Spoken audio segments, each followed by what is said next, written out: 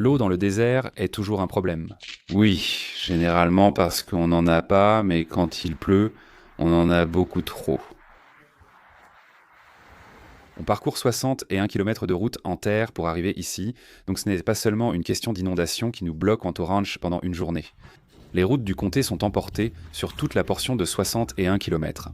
Mais le pire, c'est le canyon que je dois traverser pour arriver ici. Nous devons apporter toute notre eau à travers ce canyon. Nous devons aussi transporter tous nos amendements du sol à travers ce canyon. Nous devons apporter du carburant, des pièces de rechange, tout doit traverser. Sacré nom d'une vache. C'est vraiment difficile de voir passer autant d'eau et de la laisser simplement filer. Tu vois l'expression sur le visage de Daniel, là?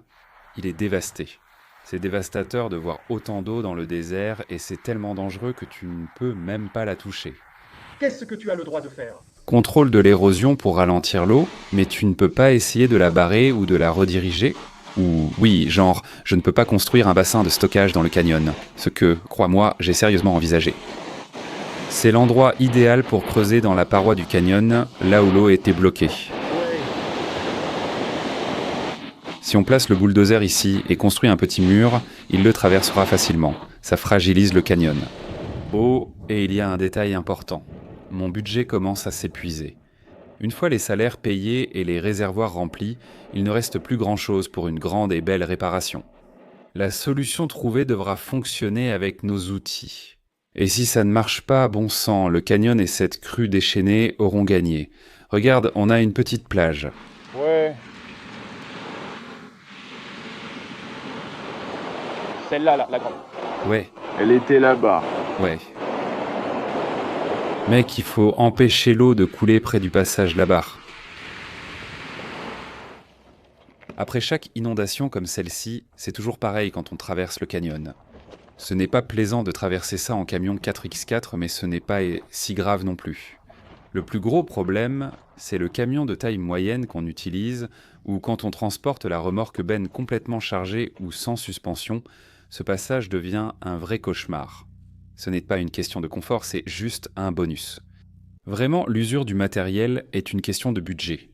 Réparer la route permet d'économiser. Le gravier exposé découpe les pneus, si seulement je pouvais trouver une bonne option de pneus. Les spectateurs de longue date savent que le gravier, les épines, tout sur ces routes use les pneus. Je ne peux pas avoir de pneus tout-terrain. J'ai 800 km d'autoroute entre Fort Worth et Sierra Blanca. Il me faut un pneu tout-terrain pour parcourir 64 km sur ce terrain.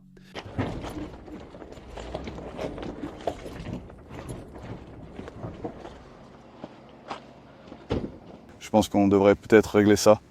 Améliorer ce passage me permet d'économiser de l'argent que je peux dépenser pour le bien-être des plantes. Donc évidemment, c'est devenu le canal principal, et ce n'est pas ce que nous voulons. Nous devons élaborer une sorte de plan. Je veux dire, un pont serait idéal. Oui, Cependant, il nous faut un plan et un budget. Il n'y a jamais eu et il n'y aura jamais assez de budget pour construire des infrastructures normales comme des barrages ou des ponts. Quoi que nous fassions, cela doit être adapté à l'échelle de 2 gars travaillant dans le désert. Pas de pression des 2 côtés de la route. Ce serait bien d'avoir 2 passages, un près du bulldozer et un autre. Je cherche une solution de fortune. Tu veux me passer? Il y a 2 ans, 6 bénévoles et moi avons construit un gabion dans un ruisseau beaucoup plus petit. Ça a plutôt bien marché, ça a marché dans un certain sens. Il a accumulé des matériaux en amont du gabion, mais la raison pour laquelle je dis tant plus tôt, c'est que le gabion lui-même s'est renversé. Je déteste ces fils métalliques qui dépassent, et je ne veux pas revivre ça. Si je dois utiliser des gabions dans le canyon, j'en ai trouvé chez Walmart à 65 $ chacun, et je les poserai de façon à éviter le même problème d'inclinaison que j'ai eu dans le petit ravin. J'ai besoin de paniers pour une seule couche, pour 600 $. On peut se le permettre si nécessaire. Le problème n'est pas le coût des gabions, mais la façon de les remplir avec des pierres, si c'est la solution retenue. Parce que même si ce canyon est littéralement un grand amas de gravier et de rochers, la plupart des matériaux disponibles ne sont pas de la bonne taille. Les gabions sont la dernière option. Ils demandent un travail éreintant. Je choisirai cette option si je n'ai pas le choix, mais il faut que je le ressente au plus profond de moi comme étant la seule solution à adopter. C'est une grande décision de s'engager à 2 semaines de travail manuel à temps plein. Pour sécuriser complètement le passage, Daniel a utilisé le bulldozer pour empiler un mur d'environ 2 mètres de haut. Lors de la dernière réparation, aucun de nous ne s'attendait à ce que ça tienne. Ce n'était pas censé être un barrage, c'était censé nous aider à traverser le canyon en voiture. Et en effet, les eaux de crue ont débordé par-dessus et ont emporté tout ce matériau en aval. La solution que j'essaie aujourd'hui consiste à faire une butte très basse et extrêmement large. J'espère qu'en la rendant incroyablement épaisse et en minimisant la quantité d'eau qui s'écoule dessus, je pourrai dévier l'eau autour de cette rampe d'accès. Ça ne va pas empêcher tous les dégâts, j'essaie juste de la garder praticable même après une inondation sévère. Ceci est prévu comme une solution produit minimum viable. C'est seulement 3 heures de bulldozer, ce qui fait que mon risque financier pour cette tentative est de 150 $. C'est l'entretien du bulldozer et le carburant pour le faire fonctionner. Quand tu fais une réparation de fortune, en quelque sorte, par définition, tu utilises les outils que tu as sous la main. Le mien est un bulldozer de 23 ans avec seulement 2300 heures. Depuis qu'on l'a acheté il y a 2 ans, il est devenu beaucoup plus fiable. Les 6 premiers mois où je l'ai possédé, il tombait en panne presque toutes les 20 heures de travail. Après avoir remplacé la moitié des flexibles hydrauliques sur cette machine, on peut travailler bien plus longtemps avec. J'ai moi-même créé ce problème évitable en descendant du bulldozer. J'ai trébuché sur les chenilles, perdu l'équilibre et posé ma main nue sur une cheminée à 300 degrés en son qui tournait depuis 2 heures. Amen, amen. Au moins pour l'instant, ça n'a pas l'air terrible, mais j'ai eu une cloque immédiate. Et ce n'est pas agréable, j'ai eu une brûlure au 2e degré, et ça s'est gravé dans ma mémoire. Je devrais porter des gants sur le bulldozer, et ça m'a rappelé qu'il y a tellement de façons de se blesser dehors. Tu es aussi têtu que moi, donc tu ne vas pas arrêter de travailler. Par exemple, je ressentais la douleur immédiatement, puis, pendant 3 ou 4 secondes, je sentais la chaleur pénétrer la peau. Ah oui. Je crois que je le dis dans chaque vidéo, je ne le répéterai jamais assez. J'ai tellement de chance d'avoir Daniel dans l'équipe. Il a été rangé dans l'armée, mécanicien, soudeur, et l'armée a financé sa formation d'infirmier. Regardez ce sac médical. J'ai dû utiliser un bulldozer pour sauver le camion à double essieu, car je n'ai pas assez attendu. Daniel était vraiment le pilier de ce projet, incroyable. L'année a été très pluvieuse, ce qui est idéal dans le désert. Mais l'avantage que vous ignorez sans doute, c'est que cela accélère mon apprentissage.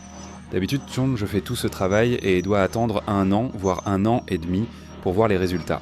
C'est génial de pouvoir réessayer des choses et de voir le résultat en quelques semaines. J'ai maintenant terminé le premier mur. Je pense que ça m'a pris environ 3 heures à faire. Il est difficile d'estimer sa hauteur car elle varie, mais au point le plus raide, tout à gauche, il atteint environ 1,20 m. Et puis en allant vers la droite, il descend lentement dans le canyon. Ce qui pourrait poser un énorme problème d'érosion, mais le point le plus bas du canyon se trouve là-bas. Donc ce que j'espère, c'est que j'ai fait le mur tellement épais, et je veux dire, je l'ai vraiment fait très très très épais. Donc vous pouvez voir que c'est essentiellement un monticule.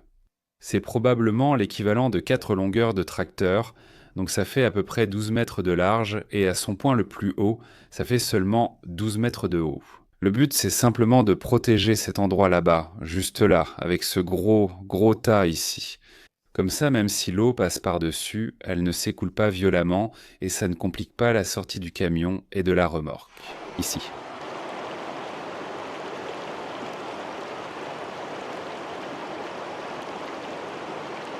Évidemment, ça n'a pas fonctionné comme on le voulait. Ça a quand même marché dans le sens où ça n'a pas permis que ça se dilue autant, donc ça a suffisamment ralenti le processus jusqu'à ce que tout soit évacué. Mais ça n'a pas creusé une grande ornière ni formé un arroyo ici. Comme ça l'a fait la dernière fois. C'est la première fois que je reviens depuis que le canyon a été inondé, et Daniel me dit que c'est assez terrible. Au moins l'entrée du canyon, on va voir comment c'est.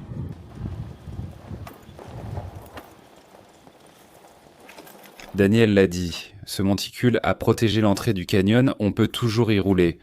Ce n'est pas génial ni fou, c'est bien plus facile qu'au moment où Daniel a quitté le camp. Eh bien, c'est un peu surélevé. J'ai dit que ça faisait environ 1,20 m de haut et cette partie là-haut était ici, ça me semble bien faire 1,20 m. Tout a disparu. Je mentirais si je disais que je n'étais pas déçu.